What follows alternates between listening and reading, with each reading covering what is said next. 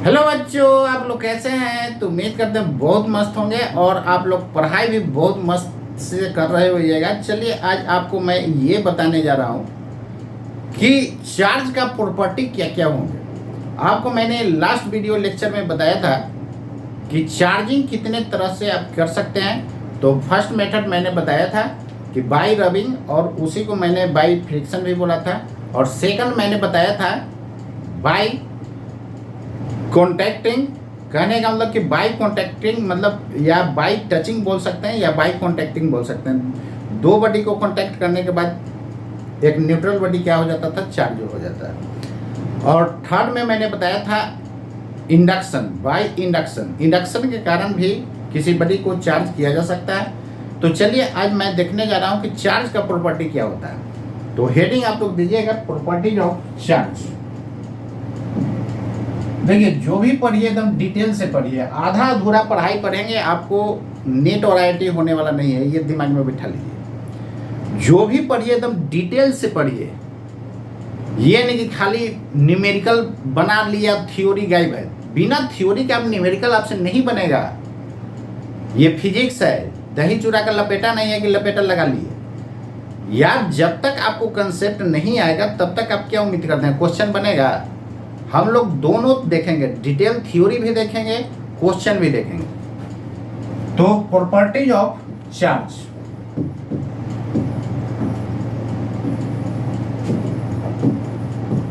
कौन सा चार्ज? हम लोग इलेक्ट्रिक चार्ज के बारे में पढ़ रहे हैं। देखिए प्रॉपर्टीज ऑफ चार्ज में हम लोग जो है क्या क्या हम लोग देखेंगे।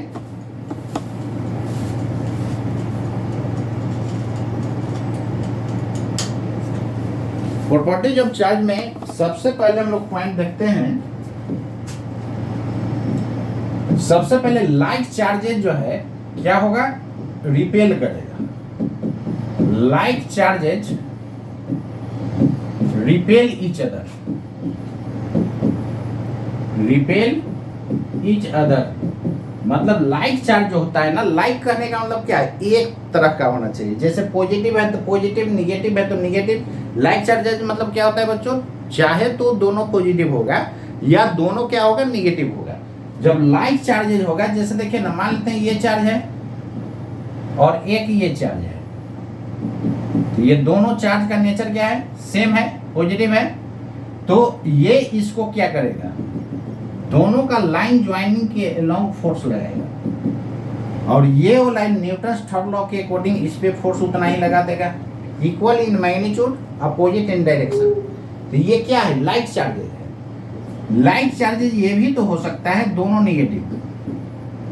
इस केस में भी देखिए लाइन ज्वाइनिंग के अलोंग जो है फोर्स लगेगा, ये इसको रिपेल करेगा और ये उसको रिपेल करेगा। दोनों का मैग्नीट्यूड इक्वल होगा क्योंकि न्यूटन्स थर्ड लॉ है। जितना ये इस पे फोर्स लगा रहा होगा उतना ही ये इस पे फोर्स लगा रहा होगा। तो equal in magnitude opposite in क्या होता है, डायरेक्शन होता है। Equal in magnitude opposite in direction होता है।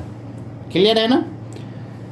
तो लाइक चार्जेज एक दूसरे को क्या करता है, रिपेल करता है। लाइक चार्जेज दोस्तों क्या करता है, एक दूसरे को हर हाल में रिपेल कर देता है। मतलब सिमिलर नेचर का चार्ज जब होगा तो एक दूसरे को क्या करेगा, रिपेल करेगा। नेक्स्ट देखिएगा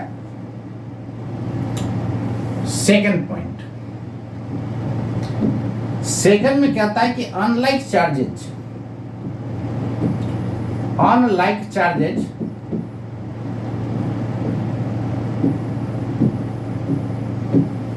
अट्रैक्ट ईच अदर। एक दूसरे को क्या करेगा, अट्रैक्ट करेगा। हाँ एक बात और ध्यान दीजिए, मैंने बताया था कि टिक वाला कोडिंग जो है ये 12th के लिए रहेगा। ये तीन ही तरह का टिक मैं मारूंगा, सिंगल टिक, डबल टिक, ट्रिपल टिक। जिसमें ट्रिपल मारेंगे वो ज्यादा इंपॉर्टेंट रहेगा, उसके बाद ये, उसके बाद ये। और स्टार वाला कोडिंग मैंने बताया था कि सिंगल स्टार से 5 स्टार तक ये कोडिंग किसका रहेगा, नीट और आईआईटी के लिए रहेगा। किसका रहेगा, नीट एंड आईआईटी के लिए रहेगा। क्लियर है? तो नीट और आईआईटी के लिए आपको स्टार कोडिंग रहेगा। तो प्रॉपर्टीज ऑफ चार्ज से दोनों में आता है। ट्वेल्थ में भी आता है। मान लेते हैं कि 100 टेंशन में पूछेगा 2 मार्क्स में, तो आप 4 को पॉइंट लिख दीजिए, ऐसे हम बताएंगे 7-8 को पॉइंट, तो 4 को पॉइंट लिख दीजिए, कोई 4 को याद है तो आपको 2 मार्क्स फुल मिल जाएगा। 3 मार्क्स का भी रहेगा तो 4 से 5 पॉइंट दीजिए, बाकी छोड़ दीजिए। क्लियर है ना।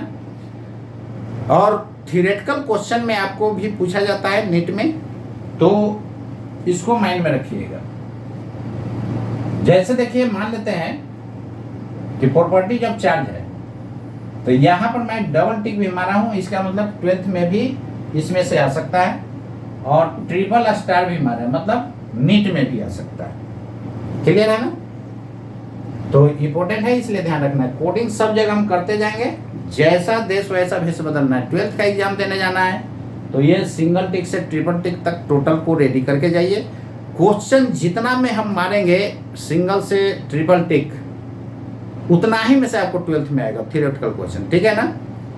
और जितना नीट और IIT में क्वेश्चन पूछता है, आपको 90 to 95% वही सिंगल स्टार से लेकर 5 स्टार तक सब मिल जाएगा। क्लियर है ना। तो आप उसको रेडी करके जाइएगा, आपको बहुत काम करेगा। जैसे देखिए, unlike charges attract each other. Unlike में क्या हो सकता है, एक पॉजिटिव होगा तो दूसरा क्या होगा, निगेटिव होगा। एक दूसरे को ये क्या करेगा, अट्रैक्ट करेगा ना। लाइन ज्वाइनिंग के अलोंग ये फोर्स ऑलवेज रखता है। क्लियर है।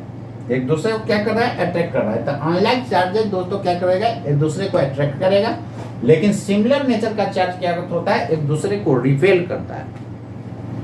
जैसे देखिए,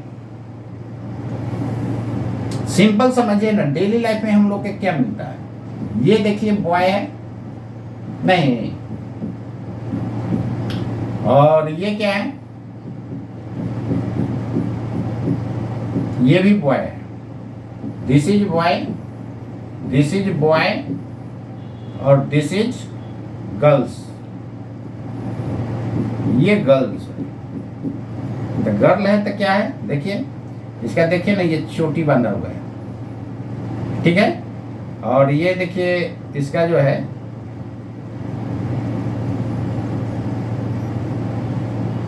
ठीक है। अब यहां पर ध्यान दीजिएगा, ये आप के क्या है, गर्ल है। अब बताइए, ये दोनों सिमिलर नेचर का है ना, तो क्या होगा, एक दूसरे को रिपल्सन होगा। ये भी देखिए एक गर्ल का फोटो मैं बना रहा हूं,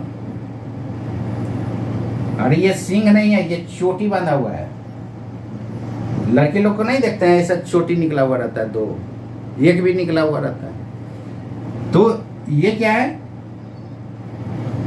चोटी है। अब यहाँ पर ध्यान दीजिए, इधर ये सिमिलर नेचर का, ये छोटू को जो है, इसका नजर कहाँ रहेगा, इस पे कि इस पे कि इस पे। यार चाहे तो इस पे नजर रहेगा, चाहे इस पे। इसमें भी देखेगा कि कौन ज्यादा स्मार्ट है, उस पे ज्यादा नजर होगा नहीं, लेकिन इस पे तो ये स्मार्ट भी रहेगा तो इस पर नजर नहीं जाएगा। यानी खूबसूरत भी देखने में लगेगा ना, तो उस पर इसको नजर नहीं जाएगा। तो यहाँ पर अट्रैक्शन होगा, इसके बीच होगा ना, एक दूसरे को क्या करेगा, पुल करेगा। लेकिन ये कहेगा है भाग तुम, और ये कहेगा तुम जब भागो यार इधर,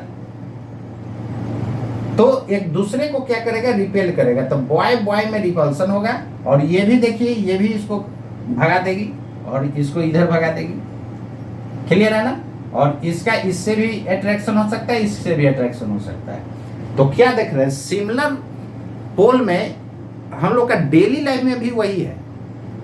चाहे तो आप डेली लाइफ में जो देख रहे हैं, बॉय बॉय के बीच रिपल्सन होता है, गर्ल्स गर्ल्स के बीच रिपल्सन होता है, और गर्ल्स बॉयज के बीच क्या होता है, अट्रैक्शन होता है। उसी तरह यहाँ पर पॉजिटिव निगेटिव के बीच क्या होगा, अट्रैक्शन होगा, और निगेटिव निगेटिव के बीच रिपल्सन होगा, पॉजिटिव पॉजिटिव के बीच रिपल्सन होगा। क्लियर है ना। तो चलिए, आप डेली लाइफ से जितना भी है, पूरे फिजिक्स को डेली लाइफ से रिलेट कर दीजिए, ये कभी आपको प्रॉब्लम क्रिएट करने वाला नहीं है। तब ये 2 पॉइंट याद रखने में दिक्कत होगा, कभी दिक्कत नहीं होगा। यही गर्ल और बॉय को दिमाग में रखिएगा। चलिए नेक्स्ट देखिए,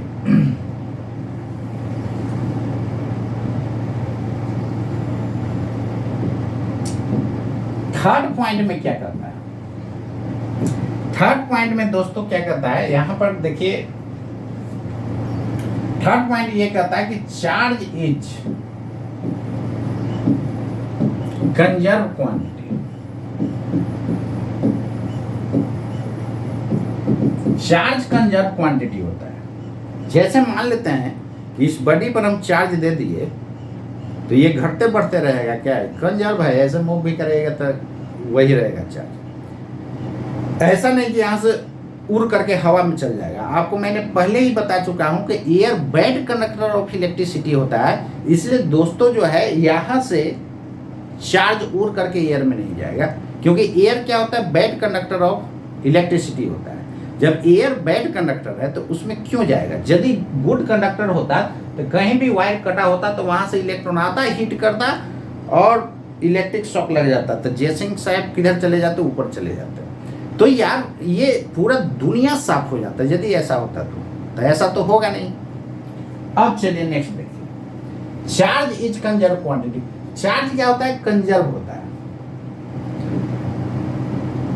नेक्स्ट पॉइंट, मतलब इसे 5 कूलम चार्ज दे दिए तो कहीं भी घुमा दीजिए 5 कूलम रहेगा ही।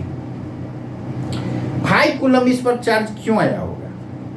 प्लस यदि लेंगे इसका मतलब यहां से इलेक्ट्रॉन भाग गया होगा, नहीं तो मूव कराएंगे तो क्या दौड़ के आ जाएगा? ऐसा तो होगा नहीं। चलिए नेक्स्ट देखिए, charge is conserve quantity. Charge is quantized quantity.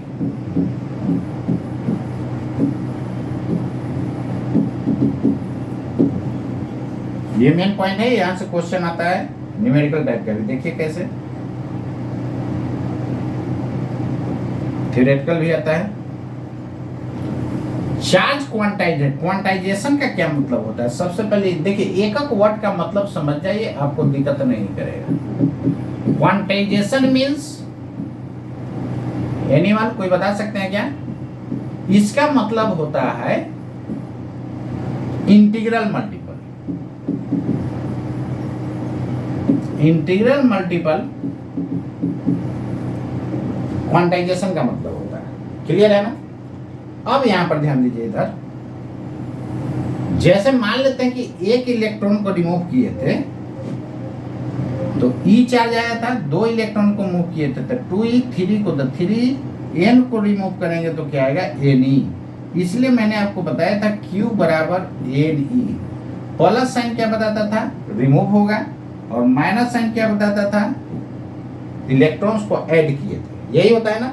तो माइनस साइन कब होगा, जब इलेक्ट्रॉन्स को न्यूट्रल बॉडी में ऐड कीजिएगा, और पॉजिटिव साइन कब होगा, जब इलेक्ट्रॉन्स को न्यूट्रल बॉडी से निकालिएगा। तो आपको मैंने बताया था स्टार्टिंग में ही कि बॉडी 3 तरह का होता है। First neutral body, second positively charge body, और तीसरा negatively charge body. Neutral body में जितना इलेक्ट्रॉन्स होता है दोस्तों उतना ही प्रोटॉन्स होता है। वही पॉजिटिवली चार्ज बॉडी में प्रोटॉन की संख्या इलेक्ट्रॉन की संख्या से ज्यादा होगी, लेकिन निगेटिवली चार्ज बॉडी में इलेक्ट्रॉन की संख्या प्रोटॉन से क्या होता है, ज्यादा होता है। यहां पर n क्या है, वेयर n जो है नंबर ऑफ इलेक्ट्रॉन्स एडेड और रिमूव्ड, यानी इतना इलेक्ट्रॉन्स आप तो या तो ऐड कीजिए या रिमूव कीजिए। तो इलेक्ट्रॉन ऐड कर सकते हैं कितना, 2 इलेक्ट्रॉन, 4 इलेक्ट्रॉन, ऐसा थोड़े ऐड कर सकते हैं 3.5 इलेक्ट्रॉन, मतलब कि आधा इलेक्ट्रॉन, मतलब कि 3 इलेक्ट्रॉन पूरा, एक आधा। अरे इलेक्ट्रॉन यार आप केमिस्ट्री में पढ़ चुके हैं कि ये सबसे माइन्यूट पार्टिकल होता है। अब उसको तोड़ के कहाँ ले जाइएगा, बात समझ रहे हैं ना? तो वो माइन्यूट पार्टिकल होता है। तो 3 इलेक्ट्रॉन, 4 इलेक्ट्रॉन, यही ना आप उसमें से निकाल सकते हैं। तो यहां पर ध्यान दीजिए, इधर नंबर ऑफ इलेक्ट्रॉन्स एडेड और रिमूव्ड, तो निश्चित रूप से ये इंटीजर होगा, चाहे तो 1 इलेक्ट्रॉन निकलेगा या 2 या 3 या 4 एंड सो ऑन। तो इंटीग्रल मल्टीपल ऑफ E है कि नहीं, तो किसी भी बॉडी पर चार्ज होगा तो E का इंटीग्रल मल्टीपल के ही बराबर होगा। 3/2 ई के बराबर कभी किसी बॉडी पर चार्ज नहीं होगा। तो किसी भी बॉडी पर चार्ज होगा तो चाहे तो ई होगा या ±2e होगा या ±e होगा, यही हो सकता है ना, या तो पॉजिटिव ई के बराबर या निगेटिव ई के बराबर। ई क्या होता है? ई को मैंने बोला था इलेक्ट्रॉनिक चार्ज, जिसका वैल्यू होता है 1.602 10⁻⁻19 कूलम। लेकिन इसी को अप्रॉक्स जो है 6.02 है तो 1.6 लिखा जा सकता है, -19 कूलम, सॉरी -19 कूलम। ई को बोला जाता है इलेक्ट्रॉनिक चार्ज, इलेक्ट्रॉनिक चार्ज। ई को क्या बोलते हैं दोस्तों? इलेक्ट्रॉनिक चार्ज बोलते हैं। ई को बोलते हैं इलेक्ट्रॉनिक चार्ज। तो किसी भी बॉडी पर ई का इंटीग्रल मल्टीपल हुई चार्ज होगा, यानी एनी बॉडी, देखिए जितना भी स्टार मान रहा है ये सब माइंड में रखना है, और ये पॉइंट भी जो प्रॉपर्टीज 1 2 3 लिखा है ना, सारा वो ट्रिपल स्टार के अंदर ही है। तो यहां पर देखिए any body can never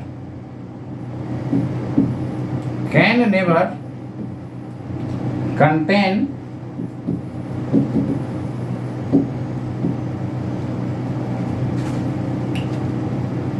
±e ±2e ±3 and so on charge. यानी किसी भी बॉडी पर इतना चार्ज नहीं हो सकता है, चाहे तो ±e या ये, या तो प्लस या तो माइनस। क्लियर है ना? क्या, सॉरी ये गलती कर दी है, एक सेकंड रुक जाइए, ये तो हो ही सकता है ना। तो आप ऐसा कीजिए ना, लैंग्वेज को ही बदल दीजिए, कैन बी, कैन कंटेन कर दीजिए, कैन कंटेन इतना चार्ज, लेकिन फ्रैक्शनल चार्ज ये कंटेन नहीं करेगा। नेक्स्ट पॉइंट में उसको नोट कर दीजिए, anybody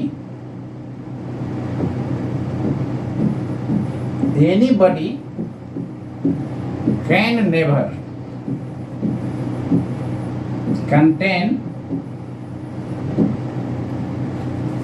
फ्रैक्शनल चार्ज। जैसे देखिए ±e/2 ±e/3 ±e/6 and so on, यानी फ्रैक्शनल चार्ज वो कंटेन नहीं करेगा।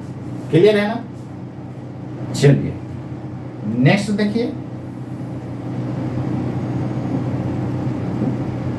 Question, which of the following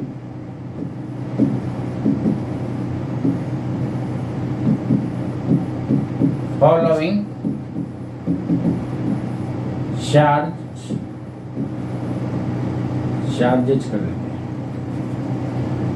content by ये बॉडी,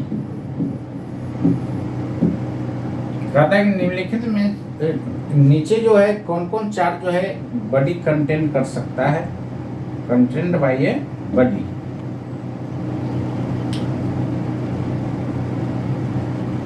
ए में 3/2e के बराबर, ये प्लस में है। बी में 5/2, ये माइनस में है।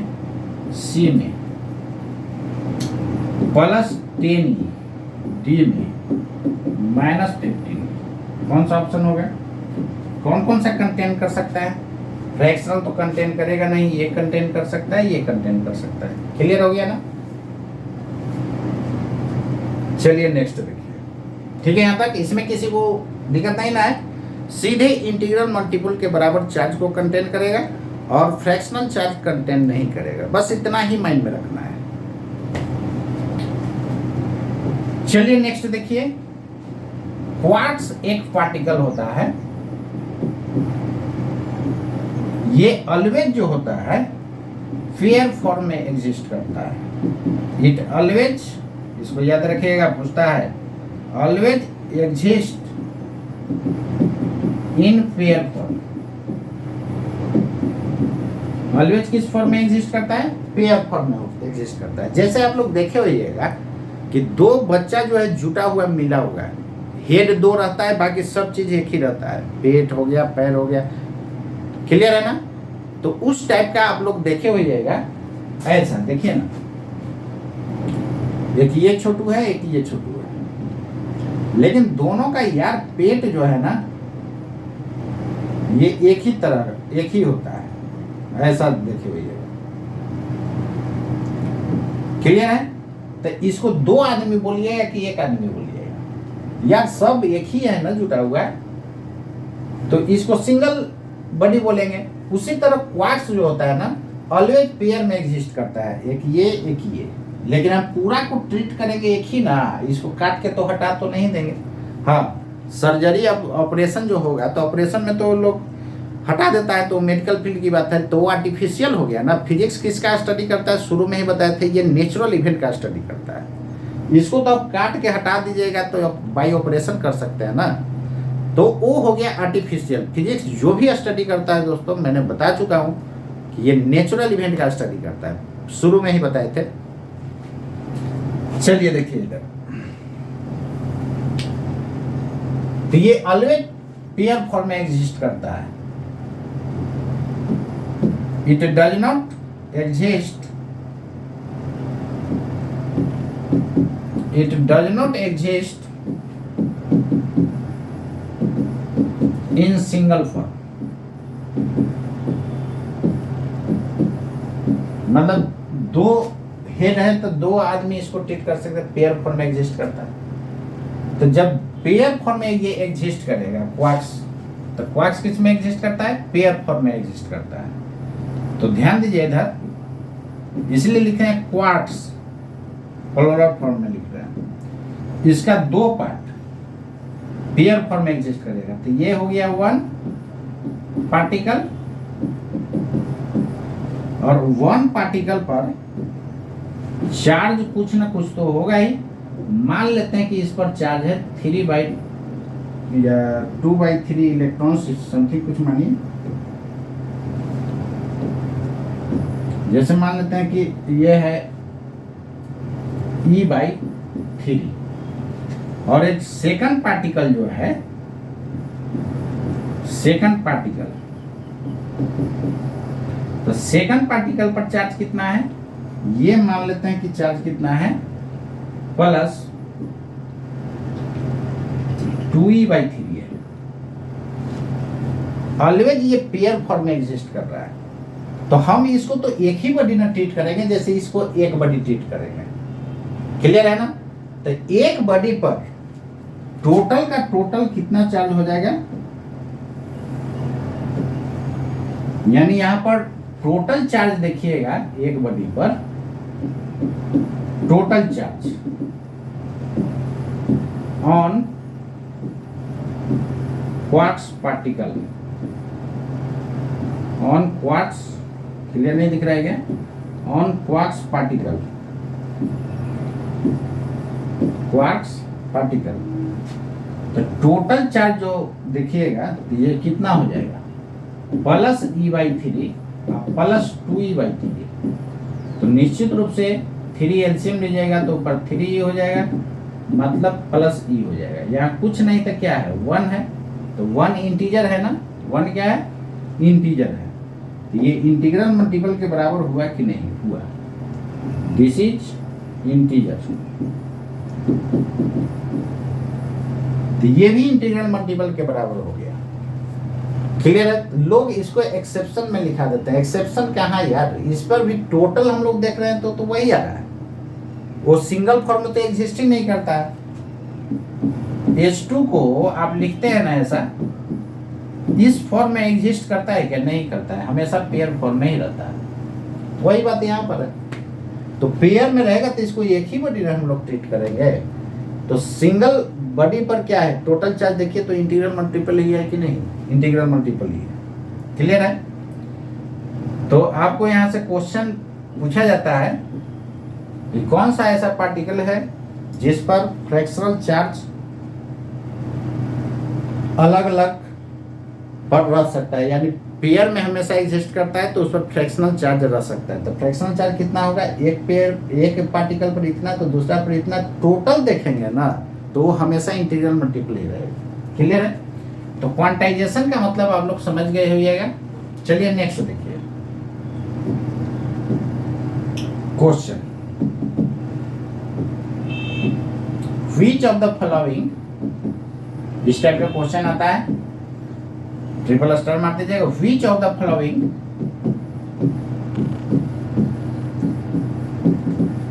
इज आर, नीट में पूछेगा तो सिंगल करेक्ट में एक सही रखेगा, बाकी सब गलत कर देगा। Is are quantize quantity, is are quantize quantities. कौन कौन सा क्वांटाइज क्वांटिटी, इज आर लगा दिया मतलब एक से अधिक भी सही हो सकता है, ये आपको सिलेक्ट करना है। जैसे देखिए ए में angular momentum of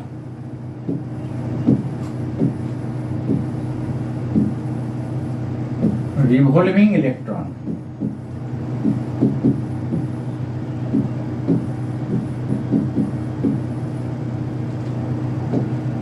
around the nucleus, clear है ना, इतना ही लिखिए ना। रिवॉल्विंग इलेक्ट्रॉन बी में देखिए angular momentum of revolving electron किसके about, around the nucleus.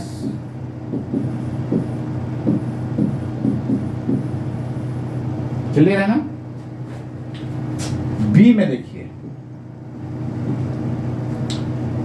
Energy of photon, energy of photon.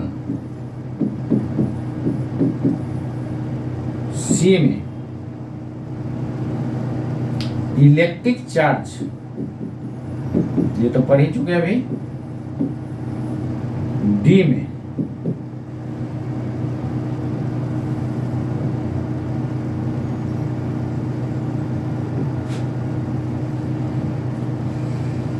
None, या ऑल एबव कर देगा नन।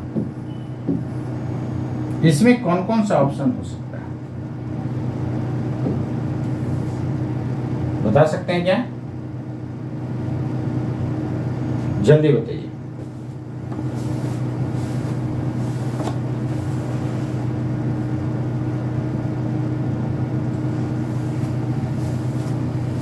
प्रॉब्लम हो गया ना। तो इस टाइप का क्वेश्चन आता है, बताइए अब आपको दिक्कत हो गया कि नहीं। तो ये भी सही होगा, ये भी होगा, ये भी होगा, तीनों करेक्ट है। इसके जगह यदि ऑल ऑफ एबव रहता तो ये तीनों न करके इसको डायरेक्ट कर देते। क्लियर है ना, ठीक है। अब चलिए तीनों को हम देखते हैं एक्सप्लेनेशन कैसे हुआ है। एक्सप्लेनेशन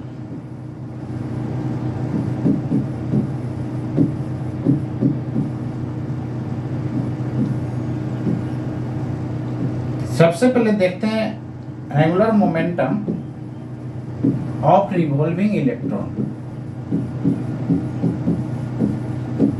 ये केमिस्ट्री में भी आप पढ़े होइएगा, अराउंड द न्यूक्लियस।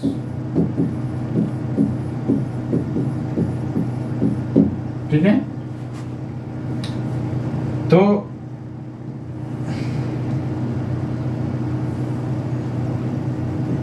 जैसे देखिए यही न्यूक्लियस होता है और इससे चारों तरफ क्या होता है, ऑर्बिट होता है, circular orbit. This is circular orbit.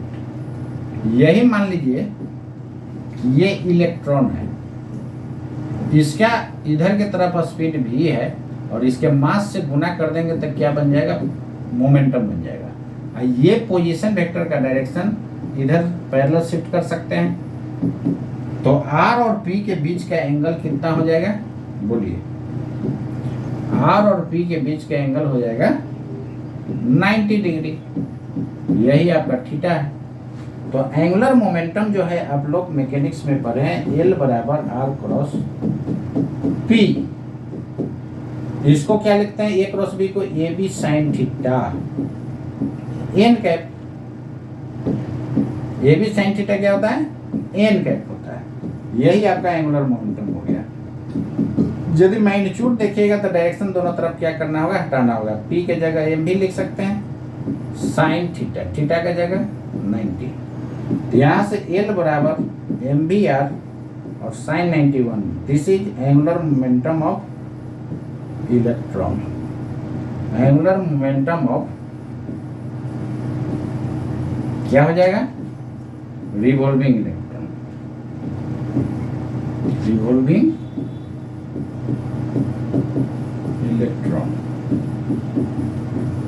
Clear है?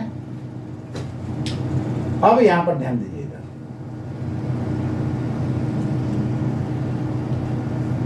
आप लोग केमिस्ट्री में पढ़े हुएगा कि किसी भी रिवॉल्विंग इलेक्ट्रॉन का एंगुलर मोमेंटम जो होता है NH/2π के बराबर होता है। यही एल हो गया mvr, NH/2π, वेयर n क्या है, ऑर्बिट नंबर है, where n is orbit number. Orbit number 1 हो सकता है, 2 हो सकता है, 3 हो सकता है, 4 हो सकता है एंड सो ऑन। क्लियर है ना? तो ये क्या है, इंटीजर है। तो ये भी देखिए तो h/2π का इंटीग्रल मल्टीपल है कि नहीं है। तो जो दोस्तों इंटीग्रल मल्टीपल होगा वो क्वांटाइज्ड होगा। बोलिए, फर्स्ट ऑप्शन क्लियर हो गया? क्लियर है ना? अब देखते हैं एनर्जी ऑफ फोटोन क्या होता है।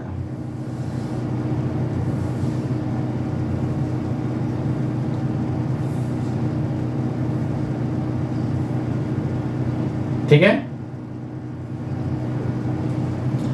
चलिए। तो यहां उम्मीद करते हैं आप समझ गए होंगे कि एंगुलर मोमेंटम क्या होगा, mvr। नोट कर लीजिएगा वीडियो को रोक रोक करके। चलिए, एनर्जी ऑफ फोटोन क्या होता है। एनर्जी ऑफ फोटोन ये क्या होता है, यहां पर ध्यान दीजिएगा।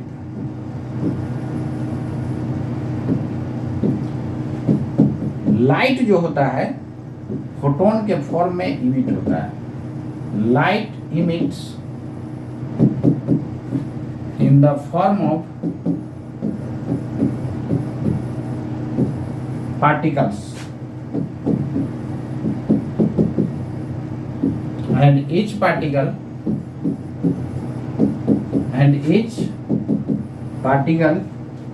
is called photon। तो देखिए, लाइट आपको जब पढ़िएगा तो उसको 3 पार्ट में डिवाइड किया जाता है ऑप्टिक्स को, ज्योमेट्रिकल ऑप्टिक्स, वेव ऑप्टिक्स, एक क्वांटम ऑप्टिक्स। क्वांटम ऑप्टिक्स में जो होता है ये कहता है कि लाइट जो है पार्टिकल के फॉर्म में आता है और ईच पार्टिकल को हम लोग बोलते हैं फोटोन, और उसका एनर्जी जो होता है दोस्तों h न्यू के बराबर हो जाता है। किसके बराबर, h न्यू का। तो each photon has energy E बराबर h न्यू। इसी को हम लोग sc/λ लिखेंगे। आप लोग के वेव में बताए थे c बराबर न्यू लैम्डा। c क्या है, स्पीड ऑफ वेव, और न्यू क्या है, फ्रीक्वेंसी, और लैम्डा हो गया वेवलेंथ। क्लियर है ना? न्यू हो गया frequency of light, frequency of light सब 11th में वेव में पढ़े हुएगा। फ्रीक्वेंसी ऑफ लाइट हम पढ़ाए भी थे डिटेल से, और लैम्डा को बोलते हैं वेवलेंथ ऑफ लाइट। लैम्डा को क्या बोलते हैं, वेवलेंथ ऑफ लाइट। और h क्या होता है, प्लैंक्स कांस्टेंट। नाम सुने रहेगा, केमिस्ट्री में कई बार यूज हुआ होगा। क्लियर है? अब देखिए, एक पार्टिकल का एनर्जी इतना है, 2 पार्टिकल का लेंगे तो 2 से गुना, 3 पार्टिकल का लेंगे तो 3 से गुना। तो n फोटॉन्स का एनर्जी क्या होगा, एनर्जी ऑफ n फोटॉन्स। तो E बराबर क्या लिखिएगा, n इंटू एच न्यू, मतलब n इंटू hc/λ। यही n दोस्तों क्या है, यहाँ पर इंटीजर है। एन जो है इंटीजर है, एक फोटोन का कि दो फोटोन का, वन फोटोन का भी हो सकता है, 2 3 4, क्या है इंटीजर है, तो ये भी इंटीजर हो गया। तो इंटीग्रल मल्टीपल जो भी होगा उसको हम लोग क्या बोलते हैं, क्वांटाइट बोलते हैं। क्लियर है ना। अब ये भी आपको क्लियर हो गया होगा कि एनर्जी ऑफ फोटोन क्यों क्वांटाइट होता है। तो एनर्जी ऑफ फोटोन क्या होता है, क्वांटाइट होता है। क्लियर हो गया, देख लिए, इसको थोड़ा लिख लीजिएगा। हम लोग प्रॉपर्टी नंबर कितना पढ़ रहे थे, 4 पढ़ रहे थे। अब हम लोग आगे देखेंगे 5। अभी बहुत सारा प्रॉपर्टी है, ये खत्म होने में टाइम लगेगा, तो इसके आगे भी अभी प्रॉपर्टी हम लोग का है।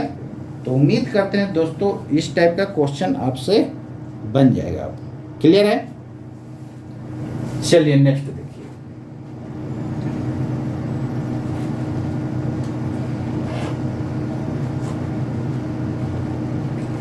प्रॉपर्टी नंबर 5,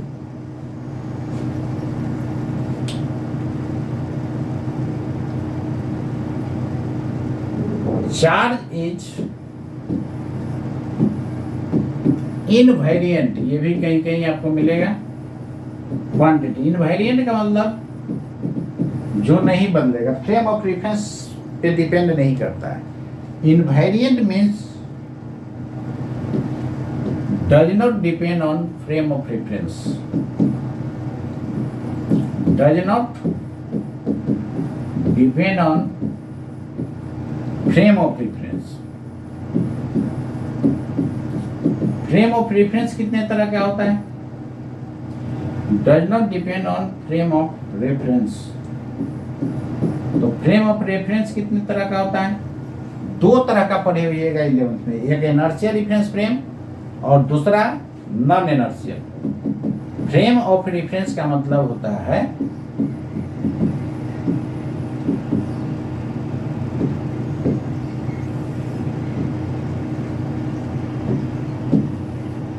ये 2 तरह के पढ़े हुएगा, एक inertial reference frame, inertial reference frame को शॉर्ट में मैंने आरएफ लिखा, तो इनर्शियल रेफरेंस फ्रेम, और सेकंड में होता है नॉन इनर्शियल रेफरेंस फ्रेम। तो सेकंड क्या होता है दोस्तों, नॉन इनर्शियल रेफरेंस फ्रेम।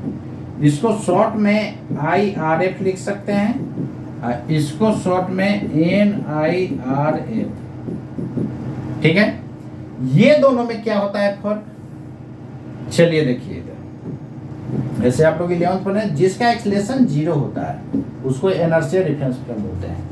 ऐसा रेफरेंस फ्रेम जिसका एक्सीलरेशन 0 होता है उसको इनर्शियल रेफरेंस फ्रेम, बाकी 11th में डिटेल से पढ़ाया जाता है, आप लोग पढ़ चुके हैं, हम भी पढ़ाए थे। नॉन इनर्शियल, नॉन मतलब नहीं, यानी इसमें एक्सीलरेशन 0 नहीं होगा, यानी ऐसा रेफरेंस फ्रेम जिसमें एक्सीलरेशन 0 नहीं होता है, that is called non inertial reference frame. और जिसका एक्सीलरेशन 0 होता है उसको हम लोग क्या बोलते हैं, इनर्शियल रेफरेंस फ्रेम। एक्सीलरेशन का मतलब आप लोग समझते हैं कि नहीं, जैसे एक्सीलरेशन का मतलब 10 मीटर पर सेकेंड स्क्वायर है, तो इतना से 10 से इसका वेलोसिटी क्या होगा, चेंज होगा। तो याद रखिएगा, जब भी वेलोसिटी चेंज कर रहा है तो उसका एक्सीलरेशन होगा, और जब भी वेलोसिटी चेंज करेगा तो कौन सा फ्रेम होगा, नॉन इनर्शियल। और जब वेलोसिटी कांस्टेंट होता है दोस्तों, तो वो उसका एक्सीलरेशन क्या हो जाता है, 0। वेलोसिटी ना तो बढ़ रहा है ना तो घट रहा है, तो उसका एक्सीलरेशन क्या हो जाता है, 0 हो जाता है। क्लियर है ना। तो उसको हम लोग इनर्शियल रेफरेंस फ्रेम बोलते हैं, उसको हम लोग क्या बोलते हैं, इनर्शियल रेफरेंस फ्रेम। तो देखिए वेलोसिटी चेंज कब हो सकता है, चाहे तो उसका मैग्नीट्यूड बदल जाए या डायरेक्शन बदल जाए या दोनों बदल जाए, तो वेलोसिटी क्या हो जाता है, वेरिएबल हो जाता है।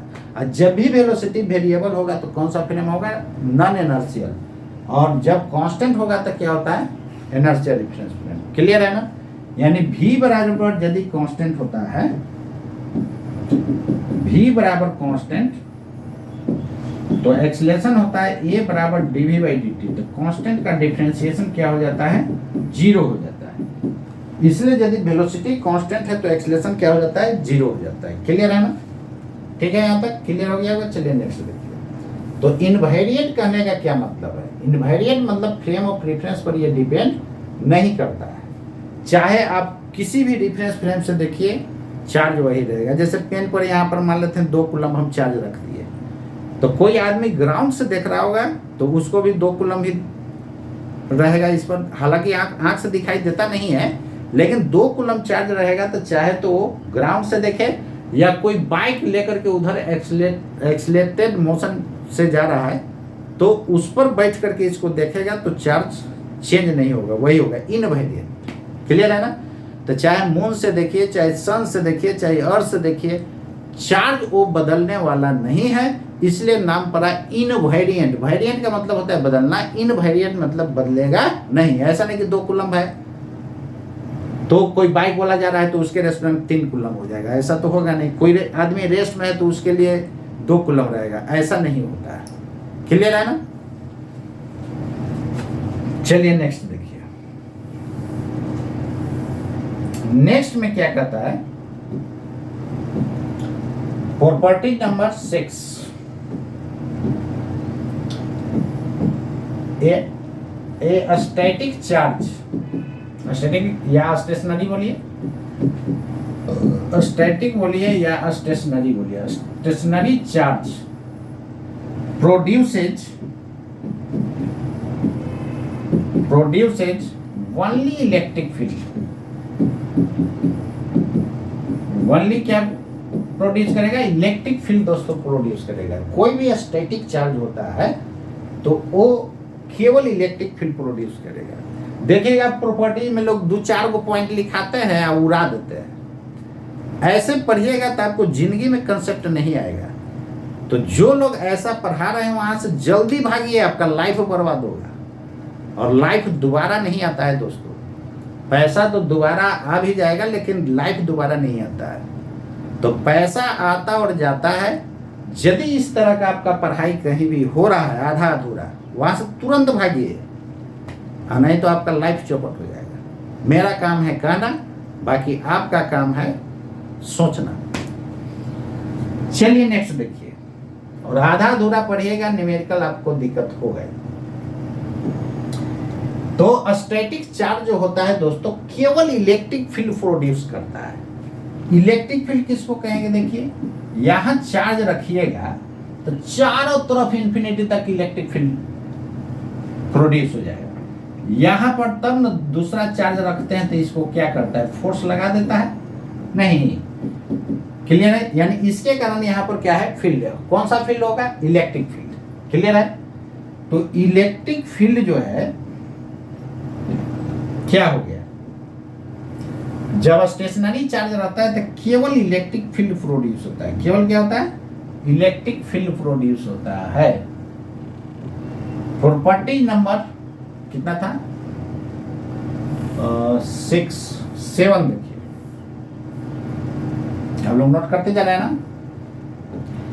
वीडियो को रोक करके नोट कर लेना है। ऑफलाइन क्लास का और बहुत मजा आता है। आपको ऑनलाइन में ही ऐसा पढ़ा रहा हूं जो कहीं नहीं मैच करेगा, मेरा यूनिक रहेगा। और आप जो है पूरा डिटेल पढ़ाई कीजिए और फिजिक्स का डॉन बनिए, तभी आपसे क्वेश्चन बनेगा। और मेडिकल वालों को भी फिजिक्स टफ करता है और इंजीनियरिंग वालों को ही फिजिक्स ही डुबाता है। यानी देखिएगा एग्जाम में तो आएगा, एग्जाम होने के बाद पेपर में बच्चे को भौतिकी ने रुलाया, भौतिकी मतलब फिजिक्स यार, बात समझ गए ना? इंजीनियरिंग का भी एग्जाम होगा तो कल होकर देखिए, बच्चे को भौतिकी ने रुलाया मतलब उसको रुला दिया। तो इससे लापरवाही नहीं करना है। बाकी सब्जेक्ट में तो जान ही नहीं है, इसलिए हर हाल में इसको अच्छे जगह जरूर पढ़िएगा। यदि वहां पढ़ाई ठीक से नहीं हो रहा है तुरंत वहां छोड़िए और जा करके अच्छे जगह पढ़िए। और मेरे यहाँ पढ़िए और आपको लास्ट तक आपको ऐसा नहीं फील होगा कि कुछ कम पढ़ाई हो रहा है। सब जगह से मेरा ज़्यादा रहेगा, डीप नॉलेज रहेगा। बहुत जगह देखिएगा आलतू फालतू लोग लिखा देते हैं भाषण, और जो मेन चीज़ होता है उसको लिखाते ही नहीं। प्रॉपर्टी ये मेन चीज़ है। उधर जो इंडक्शन ये सब पढ़ा रहे थे उसमें खूब छपवाएंगे ये वो कि एक न्यूट्रल बॉडी है उसमें। अरे यार वो सब लिखाने का, फिगर से बता करके अच्छा समझा दीजिए ना, फिगर जल्दी दिमाग में घुसता है। और ढेर सारा लिखा हुआ तो पढ़िएगा तब ना बुद्धि होगा। क्लियर है? चलिए यहाँ पर ध्यान दीजिएगा।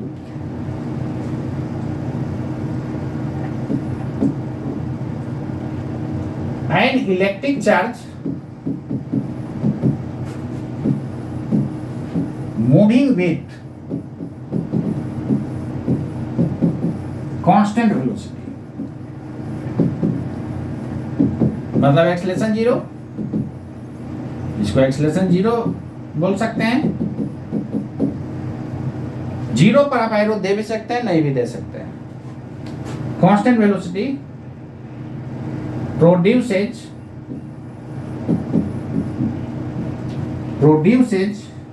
both electric and magnetic fields.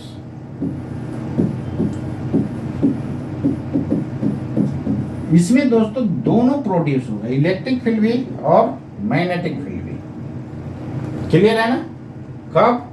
जब कांस्टेंट वेलोसिटी से मूव करेगा तब। प्रॉपर्टीज नंबर 8 में क्या कहता है? एन एक्सेलरेटेड चार्ज पार्टिकल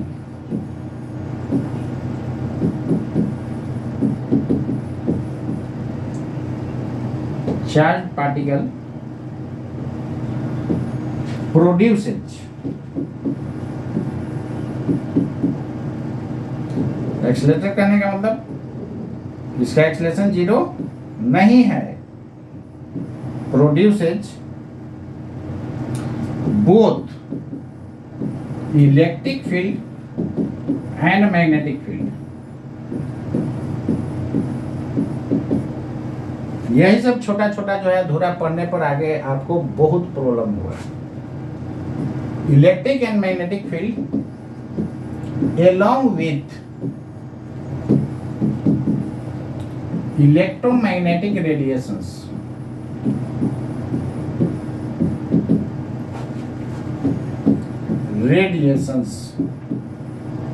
बोला जाए तो इलेक्ट्रोमैग्नेटिक रेडिएशंस। लाइट क्या होता है? इलेक्ट्रोमैग्नेटिक वेव होता है, ठीक है। तो साथ साथ इलेक्ट्रोमैग्नेटिक रेडिएशंस भी होगा। देखिए ना कैसे होता है। इधर एक्स एक्सिस यदि हम मानते हैं, इधर बाई एक्सिस, तो एक्स के तरफ इलेक्ट्रिक फील्ड ऑसिलेट कर रहा है, तो बाई के तरफ मैग्नेटिक फील्ड ऑसिलेट होगा तो जेड की तरफ वेव का प्रोपगेशन होगा। तो जेड की तरफ होगा direction of propagation of wave,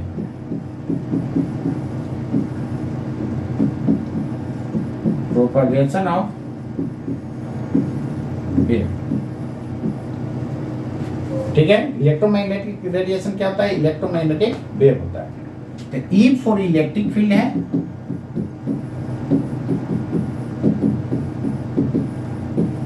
B for magnetic field है। मैग्नेटिक फील्ड कैसे जनरेट होगा? मैग्नेटिक के कारण। मैग्नेट रखते हैं तो देखते हैं, ये यहाँ मैग्नेट रखे, दूसरा रखे, पुल कर लेगा चाहे रिपेल कर देगा, तो इसके कारण फील्ड है। इसको हम लोग बोलते हैं मैग्नेटिक फील्ड। अरे फील्ड का मतलब क्षेत्र होता है, अब मैग्नेट का मतलब जान ही रहे हैं, तो मैग्नेट के कारण जो क्षेत्र डेवलप होगा वही ना मैग्नेटिक फील्ड होगा। क्लियर है? यहां पर देखिए आई कैप इधर लेते हैं, जे कैप इधर, तो आई क्रॉस जे, जेड इधर होगा। एक्स वाई जेड जिधर इच्छा उधर ले सकते हैं, लेकिन राइट हैंड रूल को ओबे करना चाहिए। क्लियर है? तो देखिएगा जेड इधर है ना, तो इलेक्ट्रिक फील्ड भी देखिए तो वेव के प्रोपगेशन के परपेंडिकुलर ऑसिलेट कर रहा है। मैग्नेटिक फील्ड भी वेव के परपेंडिकुलर, वेव के प्रोपगेशन के परपेंडिकुलर ऑसिलेट कर रहा है। वेव जा रहा है इधर और उसके परपेंडिकुलर ऑसिलेट कर रहा है। तो जब भी वेव के प्रोपगेशन के परपेंडिकुलर ऑसिलेट करता है तो उसको हम लोग ट्रांसवर्स वेव बोलते हैं। ऑलरेडी आपको वेव में डिटेल से बता चुके हैं। अब वेव के डायरेक्शन में, वेव प्रोपगेशन के डायरेक्शन में यदि पार्टिकल का ऑसिलेट होता है दोस्तों, तो उसको हम लोग लॉन्गिट्यूडनल बोलते हैं। एल फॉर एलोंग याद रखिएगा। मतलब लॉन्गिट्यूडनल में क्या होता है कि जिस डायरेक्शन में वेव जाता है उसी डायरेक्शन में पार्टिकल का ऑसिलेशन होता है। और T for transverse, T for क्या होता है? ट्रांसवर्स। देखिए तो 90 बन रहा है ना, यानी पार्टिकल का ऑसिलेशन ऐसा तो वेव का प्रोपगेशन ऐसा। क्लियर है? तो हम लोग इसको बोलते हैं ट्रांसवर्स। तो ये पूछा जाता है कि इलेक्ट्रोमैग्नेटिक वेव किस नेचर का वेव होता है, तो ट्रांसवर्स इन नेचर बोलना है। लाइट वेव कैसा होगा? लाइट वेव भी तो इलेक्ट्रोमैग्नेटिक है। इलेक्ट्रोमैग्नेटिक वेव मैंने बताया था वेव में ही कि ऐसा वेव जिसके लिए मीडियम का जरूरत नहीं पड़ता है उसको इलेक्ट्रोमैग्नेटिक वेव बोलते हैं। जैसे सन से लाइट अर्थ तक आती है तो क्या ऊपर जाते हैं तो वैक्यूम हो जाता है, वहां तो कोई मीडियम नहीं है, फिर भी यहाँ पहुंच जाता है। इसका मतलब लाइट के लिए दोस्तों मीडियम का जरूरत नहीं है, मीडियम रहेगा फिर भी आएगा, नहीं रहेगा फिर भी आएगा। तो मीडियम का रिक्वायरमेंट उसके लिए नहीं होता है, इसलिए वो क्या हो जाएगा? इलेक्ट्रोमैग्नेटिक वेव होगा। क्लियर है ना? तो इलेक्ट्रोमैग्नेटिक वेव के लिए मीडियम का जरूरत नहीं पड़ता है। Point, electromagnetic wave